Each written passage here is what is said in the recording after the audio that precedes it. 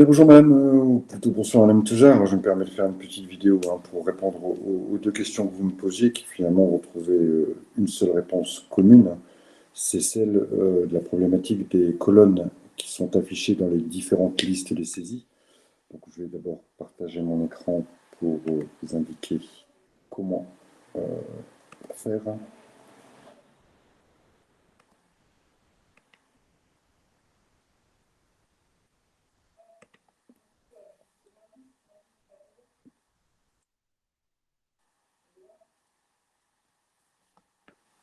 Donc voilà.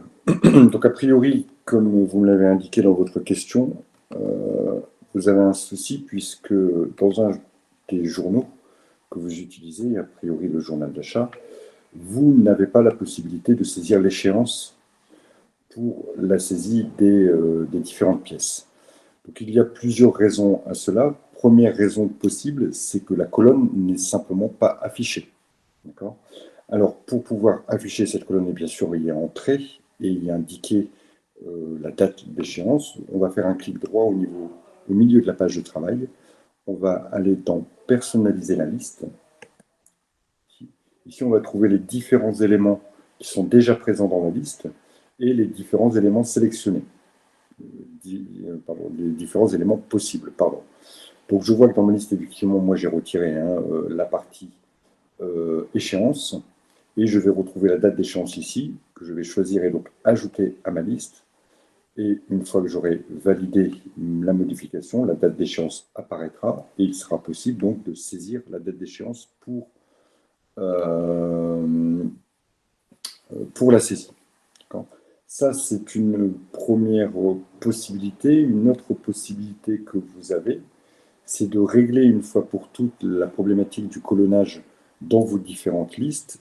Et pour cela, vous allez aller dans les paramètres globaux du logiciel, dans Fichier, Paramètres société.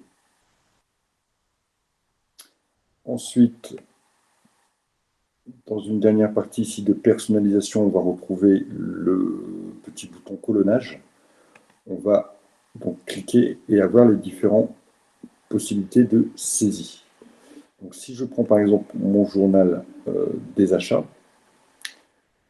voici toutes les possibilités, donc les colonnes qui sont disponibles, et c'est moi qui vais régler leur présence obligatoire, disponible ou masquée. Alors, si je reviens ici sur ce qui m'intéresse, la date d'échéance, on voit qu'ici, pour moi, la colonne était disponible, donc j'ai pu la rajouter. Si j'avais indiqué en déplaçant le curseur vers obligatoire, la colonne aurait été obligatoirement présente dans la liste sans possibilité de la supprimer par le clic droit comme j'ai fait précédemment. Et la même chose, si je mets le mode d'échéance masqué, ce que vous pouvez peut-être éventuellement avoir, vous, d'accord. Donc c'est là le point de vigilance à avoir. Si j'ai au niveau de la date d'échéance masquée, d'accord, la date d'échéance n'apparaîtra pas non plus dans la liste disponible quand je fais un clic droit et que j'essaie de personnaliser mes colonnes. Donc, deux choses à vérifier, qu'elle soit disponible ou qu'elle soit obligatoire dans les paramètres. Et deuxième chose, par un clic droit dans votre liste, allez la rajouter dans les colonnes déjà présentes. Bon, ce qui vous permettra de saisir la date d'échéance comme le logiciel vous demande, et aussi de la saisir quand vous faites du lettrage, puisque c'est obligatoire sur les comptes tiers. Il faut absolument indiquer le lettrage, la date d'échéance pour les comptes tiers. Ceci étant dit, vous avez aussi la possibilité dans les comptes tiers, alors est-ce que ça sera opportun et efficient ou pas, je ne sais pas, mais vous avez dans tous les cas la possibilité dans les comptes tiers d'avoir la saisie automatique de l'échéance.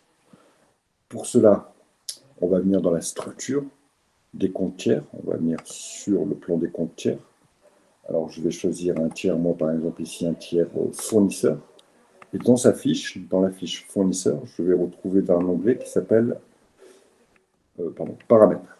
Et dans les paramètres, je vais pouvoir lui indiquer les différents modes de règlement que le fournisseur ou le client éventuellement peut avoir. Par exemple, en ajoutant, il se peut ici que vous n'ayez rien dans la fiche. Ce qui fait qu'a priori, peut-être qu'il n'y a pas eu de saisie de la date d'échéance. Ou simplement que vous l'ayez effacé par mégarde et puis qu'à un moment donné, c'est posé un souci.